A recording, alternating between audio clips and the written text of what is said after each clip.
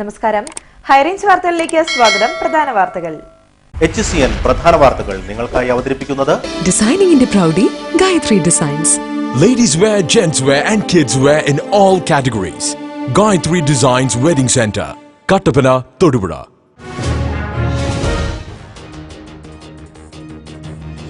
മൂന്നാർ പോതമേട്ടിലും വാഗമൺ ഉളുപ്പുണ്ണിയിലും വ്യാജ പട്ടയമുണ്ടാക്കി സ്വകാര്യ വ്യക്തികൾ കൈവശപ്പെടുത്തിയ സർക്കാർ ഭൂമി റവന്യൂ വകുപ്പ് തിരിച്ചുപിടിച്ചു. നടപടി ഹൈക്കോടതി ഉത്തരവിന്റെ അടിസ്ഥാനത്തിൽ.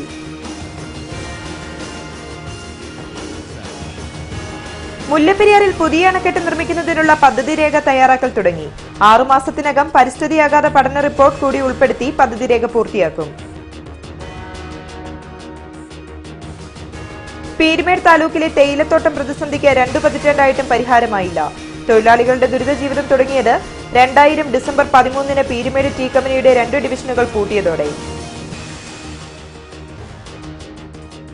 ഇടുക്കിയിൽ 222 പേർക്ക് കൂടി കോവിഡ്. ചികിത്സയിൽ കഴിഞ്ഞിരുന്ന 99 പേരുടെ പരിശോധനാ ഫലം നെഗറ്റീവായി. സംസ്ഥാനത്ത് 4698 പുതിയ രോഗബാധിതർ. വാർത്തകൾ വിശദമായി. മൂന്നാർ പോതമേട്ടിൽ വ്യാജപ്പട്ടയമുണ്ടാക്കി സ്വകാര്യ വ്യക്തി കൈവശപ്പെടുത്തിയ സർക്കാർ ഭൂമി റവന്യൂ വകുപ്പ് തിരിച്ചുപിടിച്ചു. ഹൈക്കോടതി ഉത്തരവിന്റെ അടിസ്ഥാനത്തിലാണ് 17.5 ഏക്കർ സർക്കാർ ഭൂമി തിരിച്ചുപിടിച്ചത്. 25 വർഷം നീണ്ട നിയമ നടപടികൾക്കൊടുവിലാണ് കൈയേറ്റം ഒഴിപ്പിച്ചത്. മൂന്നാർ പോതമേട്ടിൽ ടാൾട്രി റിസോർട്ടിന്റെ ഭാഗമായി വ്യാജ പട്ടയമുണ്ടാക്കി കൈവശപ്പെടുത്തിയ സ്ഥലമാണ് റവന്യൂ വകുപ്പ് ഏറ്റെടുത്തത്. സർവേ നമ്പർ 231, 241, 243 എന്നിവയിൽ ഉൾപ്പെട്ട 17.5 ഏക്കർ ഭൂമിയാണ് തിരിച്ചുപിടിച്ചത്. മൂന്നാർ LR തഹസിൽദാർ K രാധാകൃഷ്ണന്റെ നേതൃത്വത്തിലുള്ള സർവേ സംഘം ഉൾപ്പെടെയുള്ള സംഘമാണ് നടപടി സ്വീകരിച്ചത്. 25 വർഷക്കാലം നീണ്ടുനിന്ന നിയമ നടപടികൾക്കൊടുവിലാണ് ആ ഭൂമി ഏറ്റെടുത്തത്. ബഹുമാനപ്പെട്ട ജില്ലാ കളക്ടർ, സബ് കളക്ടർ, കളക്ടർ എന്നിവരുടെ നിർദ്ദേശപ്രകാരമാണ് നമ്മളിവിടെ എത്തിയിട്ടുള്ളത്. ഈ സ്ഥാപനത്തിന് കുറേ ഭൂമികളുണ്ട്. അതുകൊണ്ട് ഇതിൽ പറയുന്ന സർവേ നമ്പറുകൾ തിട്ടപ്പെടുത്തി ഈ പറയുന്ന 17.51 ഏക്കർ സ്ഥലം കണ്ടെത്തുന്നതിന് സർവേ ടീം എത്തിയിട്ടുണ്ട്. 2 ഹെഡ് സർവേയർമാർ, അവരുടെ നേതൃത്വത്തിലുള്ള സർവേ ടീം എത്തിയിട്ടുണ്ട്. അവർ ഇപ്പോൾ സർവേ നടപടികൾ നടത്തി വരുന്നുണ്ട്. 1995-ലാണ് ആ സ്ഥലം വ്യാജപട്ടയമുണ്ടാക്കി കയ്യേറിയതായി റവന്യൂ സംഘം കണ്ടെത്തിയത്. തുടർന്ന് വിശദമായ പരിശോധനകൾക്ക് ശേഷം 2002-ൽ ദേവികുളം തഹസിൽദാർ ഭൂമി ഏറ്റെടുക്കാൻ നിർദ്ദേശം നൽകി. 2003-ൽ ജില്ലാ കളക്ടർ ഈ ഉത്തരവ് ശരിവെച്ചു. എന്നാൽ ഭൂമി ഏറ്റെടുക്കൽ നടക്കാതെ വന്നതോടെ 2004-ൽ ലാൻഡ് റവന്യൂ കമ്മീഷണർ ഭൂമി ഏറ്റെടുക്കുന്നതിന് നിർദ്ദേശം നൽകി. എന്നാൽ ഏറ്റെടുക്കൽ നടപടി വൈകി. ഇതിനുശേഷം 2010-ൽ 48 മണിക്കൂറിനുള്ളിൽ സ്ഥലം ഏറ്റെടുക്കാൻ കോടതി നിർദ്ദേശിച്ചു. ഇതിനെതിരെ കൈവശക്കാരൻ കോടതിയെ സമീപിക്കുകയും ചെയ്തു. ഇതോടെ ഏറ്റെടുക്കൽ അനന്തമായി നീളുകയായിരുന്നു. ഇതിനുശേഷമാണ് ഇപ്പോൾ റവന്യൂ വകുപ്പിന്റെ നടപടി ശരിവെച്ച് ഹൈക്കോടതി ഉത്തരവിറങ്ങിയത്.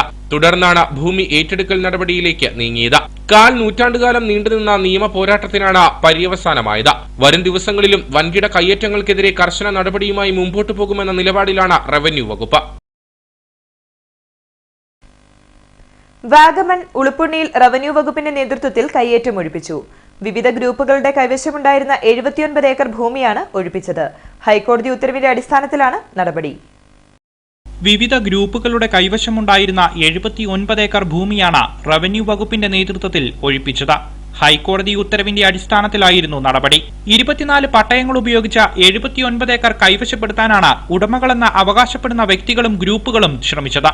വാഗമൺ ഉളുപ്പുണ്ണിയിൽ എറണാകുളം സ്വദേശി സിറിൽ P. ജേക്കബ് കഴിഞ്ഞ 10 വർഷമായി അനധികൃതമായി കൈവശം വെച്ച സ്ഥലവും പിടിച്ചെടുത്തു.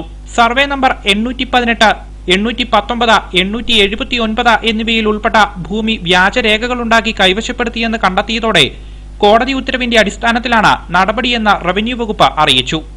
പട്ടയ വയലേഷൻ ഉണ്ടോ? ഇത് പട്ടയം കൊടുക്കുന്നത് അങ്ങനെയല്ല, ഗവൺമെന്റ് ലാൻഡാണ്.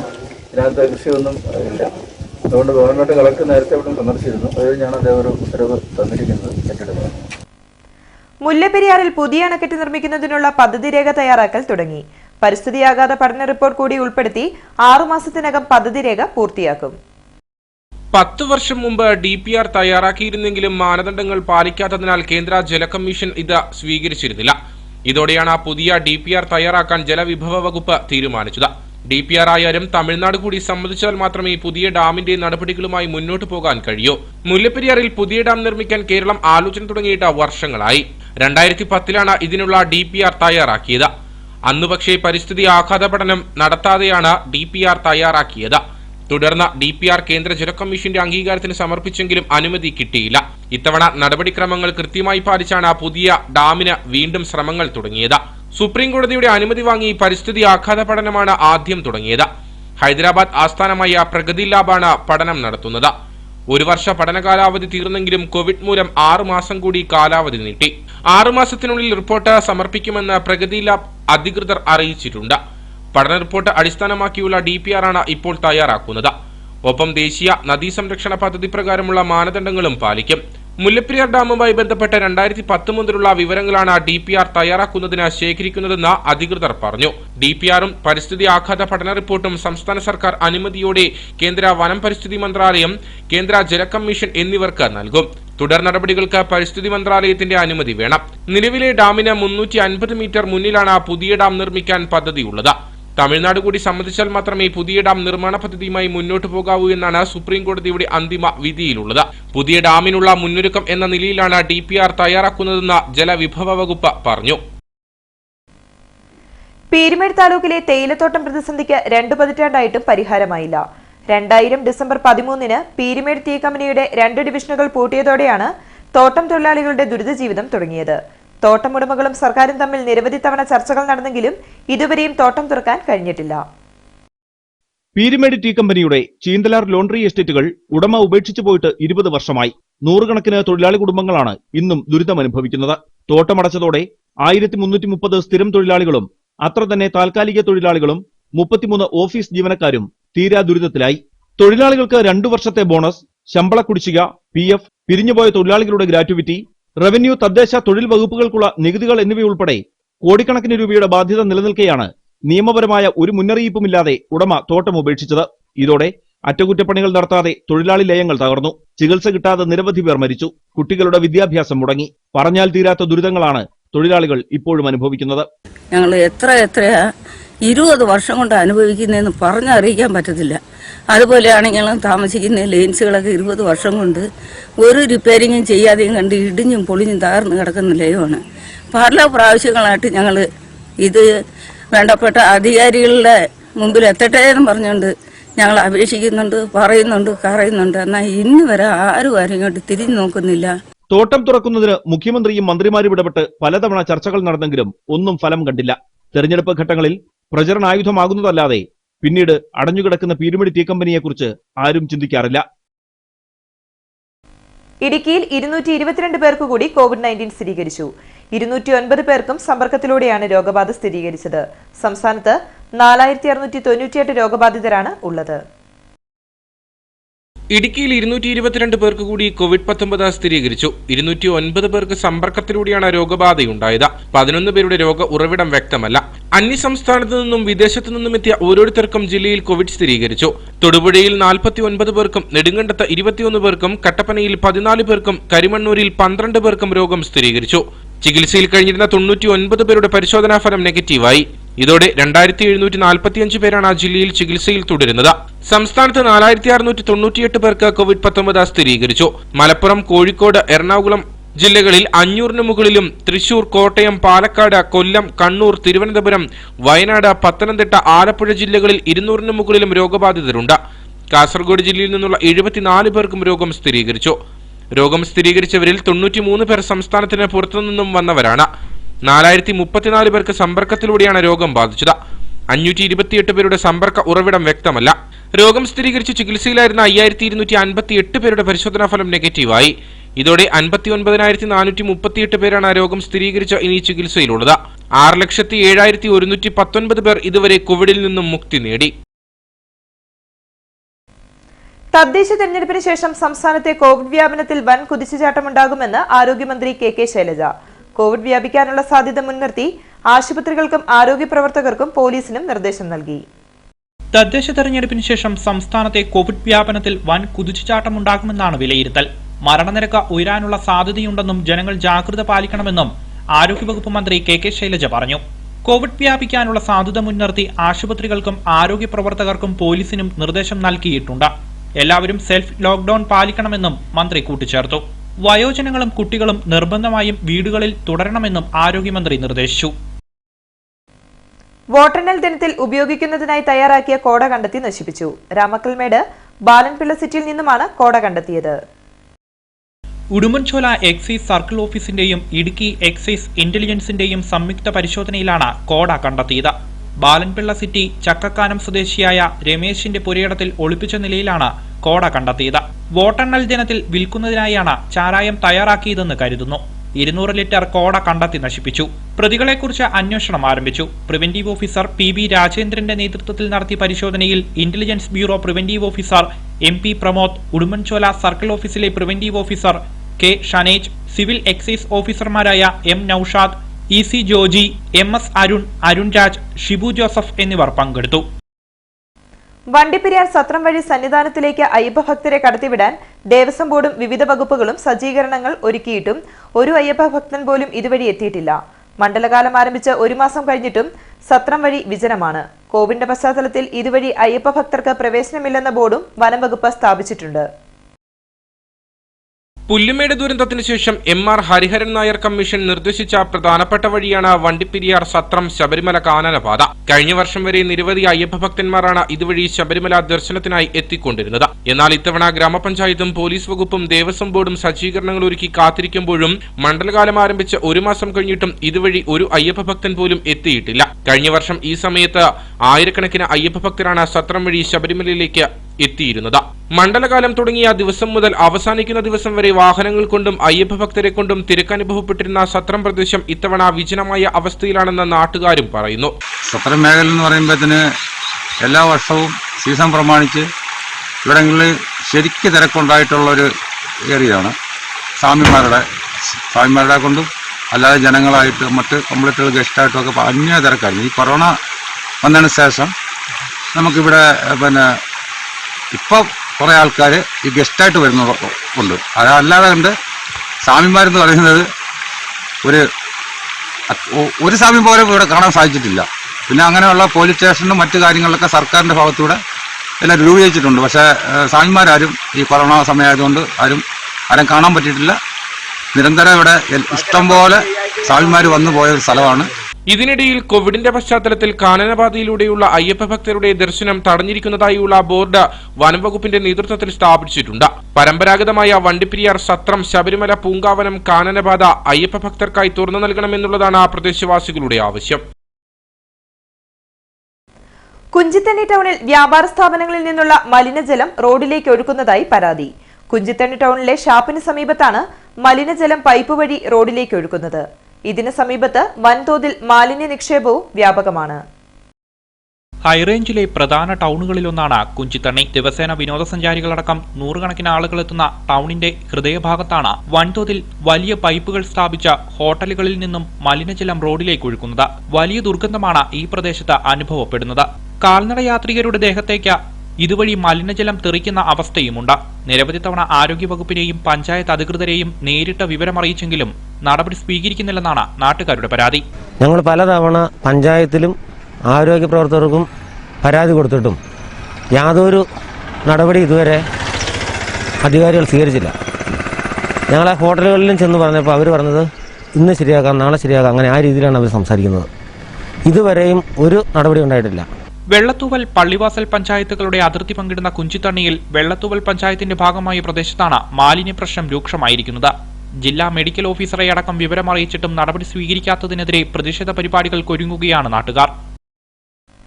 കട്ടപ്പന കുട്ടിക്കാനം സംസ്ഥാന പാതയിൽ ഓട്ടോയും ബൈക്കും കൂട്ടിയിടിച്ച് അപകടമുണ്ടായി. കഴിഞ്ഞ ദിവസം രാത്രിയിൽ 9:30യോടെയാണ് അപകടമുണ്ടായത്. കഴിഞ്ഞ ദിവസം രാത്രി 9:30യോടെ കട്ടപ്പന കുട്ടിക്കാനം സംസ്ഥാന പാതയിൽ തോണിത്തടിയിലാണ് അപകടമുണ്ടായത്. അപകടത്തിൽ പരിക്കേറ്റ ബൈക്ക് യാത്രികനായ പുല്ലുമേട് സ്വദേശി പുല്ലാട്ട് ദിനേശിനെ കോട്ടയം മെഡിക്കൽ കോളേജിലും ഓട്ടോ ഓടിച്ച തൊണ്ടിപ്പറമ്പിൽ ഷമീറിനെ കട്ടപ്പന താലൂക്ക് ആശുപത്രിയിലും പ്രവേശിപ്പിച്ചു. അപകടത്തിൽ ഓട്ടോറിക്ഷയുടെ മുൻവശവും ബൈക്ക് പൂർണ്ണമായും തകർന്നു. നെടുങ്കണ്ടം മഞ്ഞപ്പെട്ടി സെന്റ് മേരീസ് ദേവാലയത്തിലെ യുവജന കൂട്ടായ്മ ജില്ലയിലെ തന്നെ ഏറ്റവും വലിയ പുൽക്കൂടൊരുക്കി. പള്ളി വികാരി ഫാദർ ജോസഫ് പൗവത്തിലിന്റെ നേതൃത്വത്തിലാണ് പള്ളി അങ്കണത്തിൽ ഭീമൻ പുൽക്കൂട് നിർമ്മിച്ചത്. നെടുങ്കണ്ടം മഞ്ഞപ്പെട്ടി സെന്റ് മേരീസ് ദേവാലയത്തിൽ തയ്യാറാക്കിയ 30 അടിയോളം ഉയരമുള്ള പുൽക്കൂട് ജനശ്രദ്ധ പിടിച്ചുപറ്റുന്നു. ഇടവകയിലെ യുവജനങ്ങളുടെ നേതൃത്വത്തിലാണ് പുൽക്കൂട് നിർമ്മിച്ചിരിക്കുന്നത്. പള്ളി വികാരി ഫാദർ ജോസഫ് പൗവത്തിന്റെ നേതൃത്വത്തിൽ 4 ദിവസങ്ങൾ കൊണ്ടാണ് പുൽക്കൂട് നിർമ്മാണം പൂർത്തിയാക്കിയത്. പ്രത്യാശയുടെയും സമാധാനത്തിന്റെയും സന്ദേശവുമായി ഒരു ക്രിസ്മസ് കാലം കൂടി വരവായി കോവിഡ് മഹാമാരി ലോകം മുഴുവൻ ബാധിച്ചിരിക്കുന്ന അവസരത്തിൽ ഈ വർഷം ആഘോഷങ്ങളൊക്കെ പരിമിതമായിട്ട് മാറ്റിയിട്ടുണ്ട്. കഴിഞ്ഞ വർഷം ഡിസംബറിൽ മഞ്ഞപ്പെട്ടി ഇടവകയിൽ അഖില കേരള പുൽക്കൂട് നിർമ്മാണ മത്സരം നടത്തി. ഈ വർഷം മറ്റ് മത്സരങ്ങളും നടത്താൻ സാധിക്കാത്ത സാഹചര്യത്തിൽ വളരെ പ്രതീകാത്മകമായ വിധത്തിൽ ഒരു പുൽക്കൂട് ഇവിടെ ക്രമീകരിച്ചിരിക്കുകയാണ്. പ്രകൃതിയുമായി ഏറെ ചേർന്ന് നിന്നുകൊണ്ട് ഒരുപക്ഷെ ഇടുക്കിയിലെ തന്നെ ഏറ്റവും വലിയ പുൽക്കൂടായിട്ട് ഇതിനെ കാണാൻ നമുക്ക് സാധിക്കും. വളരെ മനോഹരമായ ഈ പുൽക്കൂട് നിർമ്മിക്കാനായിട്ട് സഹായിച്ചത് ഈ ഇടവകയിലെ യുവജനങ്ങളും മറ്റാളുകളും ചേർന്നാണ് നിർമ്മിച്ചിരിക്കുന്നത്. കഴിഞ്ഞ വർഷം സെന്റ് മേരീസ് പള്ളിയുടെ നേതൃത്വത്തിൽ അഖില കേരള പുൽക്കൂട് മത്സരം നടത്തിയിരുന്നു. ഇത്തവണ 30 അടിയോളം ഉയരത്തിൽ കാർഡ്ബോർഡുകൾ ഉപയോഗിച്ചാണ് പുൽക്കൂട നിർമ്മിച്ചിരിക്കുന്നത്. പള്ളി അങ്കണത്തിലാണ് പുൽക്കൂട ക്രമീകരിച്ചിരിക്കുന്നത്. നിരവധി ആളുകളാണ് പുൽക്കൂട് കാണുന്നതിനായി ദിനംപ്രതി പള്ളിയിൽ എത്തുന്നത്. കേരള ഓർണമെന്റൽ ഫിഷ് പ്രൊഡ്യൂസേഴ്സ് അസോസിയേഷന്റെ സംസ്ഥാന പ്രവർത്തക സമിതി യോഗം തൃശൂരിൽ വെച്ച് നടന്നു. സംഘടനയുടെ സംസ്ഥാന രക്ഷാധികാരി സുബ്രഹ്മണ്യൻ വള്ളിക്കുന്ന് യോഗം ഉദ്ഘാടനം ചെയ്തു. കാസർഗോഡ് മുതൽ തിരുവനന്തപുരം വരെയുള്ള ജില്ലകളിൽ നിന്നായി തെരഞ്ഞെടുത്ത പ്രതിനിധികൾ പങ്കെടുത്തു. ഇടുക്കി പോലുള്ള പിന്നോക്ക ജില്ലകളിൽ കൂടുതൽ ആളുകൾ സംഘടനയിലുള്ളതിനാൽ ഇവർക്ക് വേണ്ടി പ്രത്യേക പരിഗണന നൽകിയുള്ള പ്രവർത്തനം നടത്തുവാനും യോഗത്തിൽ തീരുമാനമായി. ജില്ലയിൽ നിന്നും 25ഓളം അലങ്കാര മത്സ്യ കർഷകരാണ് പരിപാടിയിൽ പങ്കെടുത്തത്. മനസ്സുണ്ടെങ്കിൽ മണ്ണിൽ പൊന്നു വിളയിക്കാമെന്ന് തെളിയിക്കുകയാണ് ചെല്ലാർകോവിൽ പതിപ്പള്ളിയിൽ സജി ജോർജും കുടുംബാംഗങ്ങളും. സ്വന്തമായുള്ള 1.5 ഏക്കർ ഭൂമിയിൽ 1 ഇഞ്ച് സ്ഥലം പോലും പാഴാക്കാതെയാണ് ഇവരുടെ കൃഷി. ഏലം, കുരുമുളക്, നെല്ല്, പച്ചക്കറികൾ എന്നിവ സമൃദ്ധമായി വിളഞ്ഞു നിൽക്കുകയാണ് സജിയുടെയും കുടുംബാംഗങ്ങളുടെയും കൃഷിസ്ഥലത്ത്. 5 പശുക്കളാണ് തൊഴുത്തിലുള്ളത്. ഇതിനു പുറമെ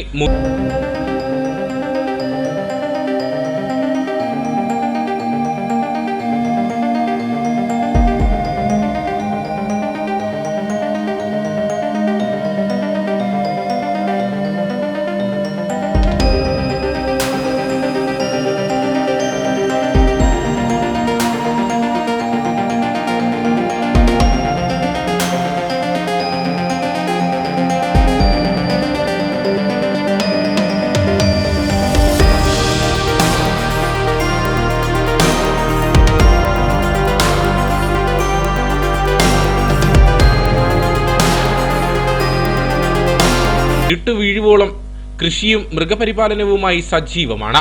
ഇതിനിടെ കുമളി പാൽ സൊസൈറ്റിയിലെ ജോലിയും മുടങ്ങാതെ ചെയ്യാൻ സജി സമയം കണ്ടെത്തുന്നുണ്ട്. പ്രധാനമായിട്ടും ചെയ്യുന്നത് നെൽകൃഷിയാണ്. കഴിഞ്ഞ 5 വർഷമായിട്ട് നെൽകൃഷി ചെയ്യുന്നില്ലായിരുന്നു. കാര്യം നഷ്ടമായിരുന്നു. പിന്നെ വീണ്ടും ആരംഭിച്ചു. കാരണം നമുക്ക് വളവും അതുപോലെ കീടനാശിനിയൊന്നും ഉപയോഗിക്കാത്ത നല്ല അരി കിട്ടുമല്ലോ എന്ന് വിചാരിച്ച് തന്നെയാണ് നെൽകൃഷി തുടങ്ങിയത്. കുടുംബത്തിൽ വേണ്ടതായ എല്ലാ കാര്യങ്ങളും എല്ലാ കൃഷി ആഹാര സാധനങ്ങളും തന്നെ ഇവിടെ തന്നെ ഉണ്ടാക്കുന്നുണ്ട്. പച്ചക്കറി വീട്ടാവശ്യത്തിന് മിച്ചമായിട്ട് നമുക്ക് പച്ചക്കറി ഉണ്ട്. പച്ചക്കറി കൂടുതലും കൃഷി ചെയ്യുന്നത് എൻ്റെ അമ്മ തന്നെയാണ്. എല്ലാം പരിപാലിക്കുന്നതൊക്കെ അമ്മ തന്നെയാണ്. അതോടൊപ്പം തന്നെ CO3 പുല്ല്, പശുവിന് ആവശ്യമായിട്ടുള്ള CO3 പുല്ലുണ്ട്. ഒരു 10-75 സെൻറ്റോളം CO3 പുല്ലുണ്ട്. എന്നെ സഹായിക്കാൻ എൻ്റെ മക്കളും ഭാര്യയും അമ്മയും ഒക്കെ ഉണ്ട്. കൃഷിയിടത്തിലേക്ക് ആവശ്യമായ ജൈവവളങ്ങൾ, മണ്ണിര കമ്പോസ്റ്റ് എന്നിവയും ഉൽപ്പാദിപ്പിക്കുന്നുണ്ട്. വീട്ടിലേക്ക് ആവശ്യമായ ബയോഗ്യാസ്, പച്ചക്കറികൾ, അരി തുടങ്ങിയവയെല്ലാം ഇവിടെ ഉൽപ്പാദിപ്പിക്കുന്നു. പരിമിതമായ സ്ഥലത്ത് ഇത്രയേറെ കൃഷികൾ വിജയകരമായി ചെയ്യുന്നു എന്നതാണ് സജിയെ മറ്റ് കർഷകരിൽ നിന്നും വ്യത്യസ്തനാക്കുന്നത്. സജിയുടെ അമ്മ റോസമ്മ, ഭാര്യ മേരിക്കുട്ടി, മക്കളായ റെമിൽ, റിയ എന്നിവരും കൃഷികാര്യങ്ങളിൽ സജിക്കൊപ്പമുണ്ട്. ഇനി നേർക്കാഴ്ചയിലേക്ക്.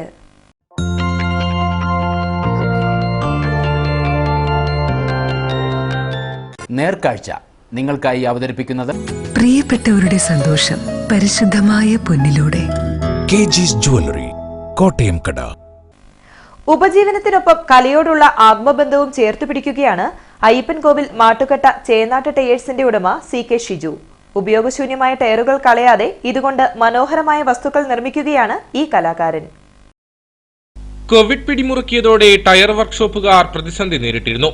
എന്നാൽ കോവിഡ് കാലത്ത് ഷിജു ഉപജീവനത്തിനായുള്ള ഓട്ടപ്പാച്ചിലിൽ കലയോടുള്ള തന്റെ മനോഭാവം മാറ്റിയില്ല. കടയിൽ തിരക്ക് കുറഞ്ഞപ്പോൾ ഒഴിവു സമയം ഉപയോഗശൂന്യമായ ടയറുകളിൽ മനോഹരമായ ചെടിച്ചട്ടികളും കസേരകളും മറ്റ് കരകൗശല വസ്തുക്കളും ഉണ്ടാക്കി. പ്രോത്സാഹനമായി സുഹൃത്തുക്കൾ ഒപ്പം ചേർന്നപ്പോൾ മാറ്റുകൂടി. ചെറുപ്പകാലം മുതൽ തടികളിൽ കുത്തുപണികൾ നടത്തിയിട്ടുള്ള ഷിജുവിന് ടയറുകളിൽ വളരെ പെട്ടെന്ന് തന്നെ മനോഹര രൂപങ്ങൾ നിർമ്മിക്കാൻ കഴിയും. ലോക്ക്ഡൌൺ സമയത്താണ് കൂടുതൽ സമയം കിട്ടിയത് ചെയ്യാനായിട്ട്. നമ്മൾ ഫ്രീ ആയിട്ട് ഒന്നുമില്ല, പണിയും കുറവായിരുന്നു. അത് കാരണമാണ് ചെയ്യാൻ പ്രയാസം. നമ്മുടെ കൂട്ടുകാരുണ്ട്, പിന്നെ നമ്മുടെ വീട്ടിൽ നിന്നുള്ള താല്പര്യമുണ്ട്. കൂട്ടുകാരാണ് നമ്മൾ കൂടുതൽ സഹായം എല്ലാം ഉള്ളത് ഏതൊരു കാര്യത്തിൽ. പഴയ ടയറെല്ലാം നമ്മൾ കട്ട് ചെയ്താണ് അത് ഉപയോഗിക്കുന്നത്. അത് കട്ട് ചെയ്ത് നമ്മൾ പെയിന്റ് അടിച്ച് അതാണ് കൊടുക്കുന്നത്. പാഴാക്കി കളയുന്ന ടയറുകളിൽ ചെടിച്ചട്ടികൾ, വീടുകൾക്കുള്ളിൽ വയ്ക്കാൻ കഴിയുന്ന മനോഹരമായ അലങ്കാര വസ്തുക്കൾ, കസേരകൾ, അങ്ങനെ പലതും ഷിജു നിർമ്മിച്ചിട്ടുണ്ട്. ഷിജുവിന്റെ ടയർ കടയിലെത്തുന്ന ആളുകൾക്കിരിക്കാൻ ടയർ കസേര ഇവിടെ ഒരുക്കിയിട്ടുണ്ട്. ആർക്കും ഒന്നിരുന്ന് നോക്കാൻ തോന്നും വിധമാണ് കസേരയുടെ നിർമ്മാണം. പുതിയതായി ടയർ ഉപയോഗിച്ച് മീൻകുളവും അക്വേറിയവും നിർമ്മിക്കാൻ ഒരുങ്ങുകയാണ് ഇദ്ദേഹം. മെർലിനാണ് ഷിജുവിന്റെ ഭാര്യ. ഷാരോൺ, ഷോൺ എന്നിവർ മക്കളാണ്.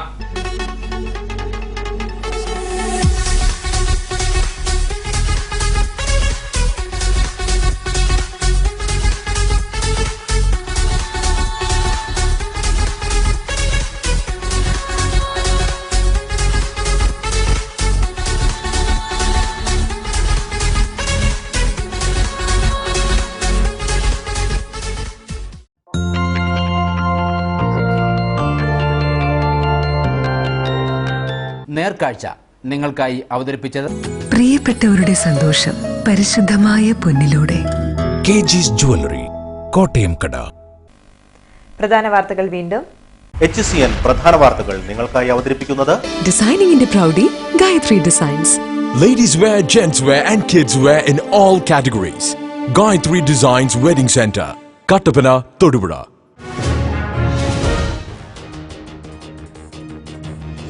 മൂന്നാർ പോതമേട്ടിലും വാഗമൺ ഉളുപ്പുണ്ണിയിലും വ്യാജ പട്ടയമുണ്ടാക്കി സ്വകാര്യ വ്യക്തികൾ കൈവശപ്പെടുത്തിയ സർക്കാർ ഭൂമി റവന്യൂ വകുപ്പ് തിരിച്ചുപിടിച്ചു. നടപടി ഹൈക്കോടതി ഉത്തരവിന്റെ അടിസ്ഥാനത്തിൽ.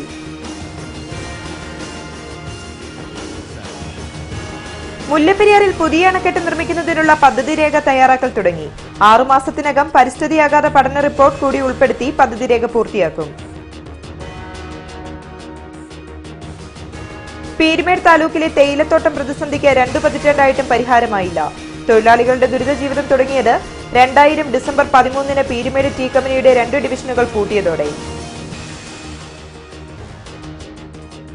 ഇടുക്കിയിൽ 222 പേർക്ക് കൂടി കോവിഡ്. ചികിത്സയിൽ കഴിഞ്ഞിരുന്ന 99 പേരുടെ പരിശോധനാ ഫലം നെഗറ്റീവായി. സംസ്ഥാനത്ത് 4698 പുതിയ രോഗബാധിതർ. വാർത്തകൾ കഴിഞ്ഞു. നമസ്കാരം.